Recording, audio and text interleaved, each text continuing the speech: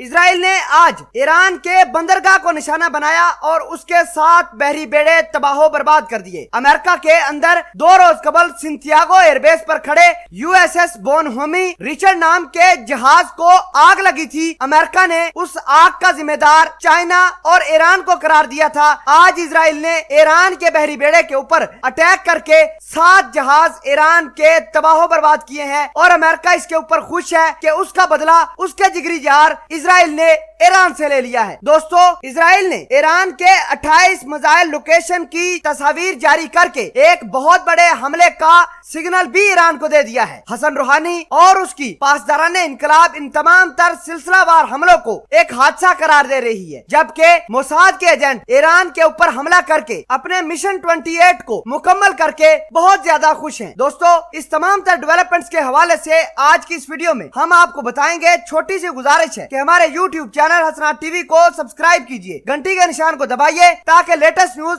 آپ تک پر وقت پہنچ پائے۔ ایران پر سلسلہ وار حملوں کا قہر جاری ہے۔ سب سے پہلے ایران کے دارالحکومت تہران کے پہاڑوں کے اندر ایک دھماکہ ہوا، اس کے بعد نیتانز کے اندر موجود ایران کے نیوکلیر پاور پلانٹ کو اسرائیل کے F-35 جہازوں نے حملہ کر کے تباہ و برباد کیا۔ آج اطلاعات یہ ہیں کہ بشیر بندرگاہ کے اوپر ایران کے کھڑے 7 جہازوں کو اسرائیل کے جہازوں نے نشانہ بنایا اور ان تمام تر کہانی کے نتیجے میں ایران کے 7 بحری بیڑے جل کر راکھ ہو گئے ہیں۔ ایرانی بندرگاہ پر لگی آگ نے پورے علاقے کو اپنے گھیرے میں لے لیا۔ فائر بریگیڈ نے اس کے اوپر بروقت کارروائی کی اور آگ کو کنٹرول کرنے کا کام شروع کر دیا۔ ناظرین گرامی، 2 روز قبل امریکہ کے نیول بیس سنتیاگو کے اندر امریکہ کا ایک جہاز کھڑا جس کا نام USS بونہومی ریچرڈ تھا، اس کو بھی آگ لگی تھی۔ امریکہ نے اس آگ کا ذمہ دار چائنا اور ایران کو قرار دیا تھا۔ آج ایسے لگتا ہے کہ امریکہ نے اپنا بدلہ اسرائیل کو کہہ کر ایران کے 7 بحری بیڑوں کو تباہ کر کے پورا کر لیا ہے۔ ایران کی بندرگاہ پر یہ حملہ اس وجہ سے بھی بہت اہم ہے کہ ایران کے اسی بندرگاہ کے کچھ فاصلے پر ایران کا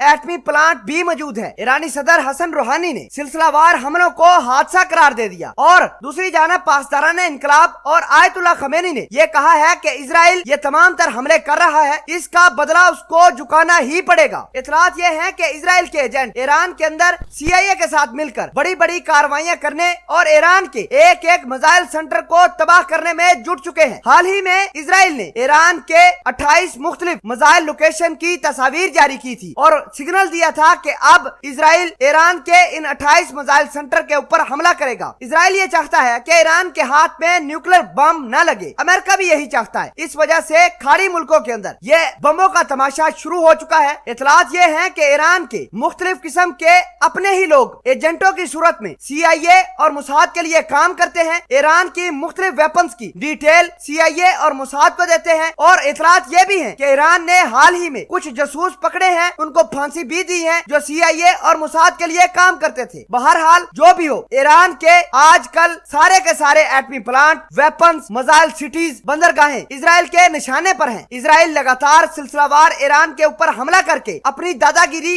ایران کے اوپر جتا رہا ہے۔ ناظرین، آخر میں آپ کو پھر بتانا چاہتے ہیں کہ بندرگاہ جو کہ بشیر بندرگاہ کے نام سے جانی جاتی ہے، اسرائیل نے اٹیک کر کے 7 ایرانی بحری بیڑوں کو تباہ کیا ہے۔ ایران نے اس حوالے سے یہ خبر تو نہیں بتائی کہ اس کے اندر جانی نقصان کتنا ہوا ہے۔ بہرحال اتنی خبر ضرور دی ہے کہ ایران کے بندرگاہ پر کھڑے 7 جہازوں میں آگ لگی اور اس کے بعد وہ جل کر راکھ ہو گئے۔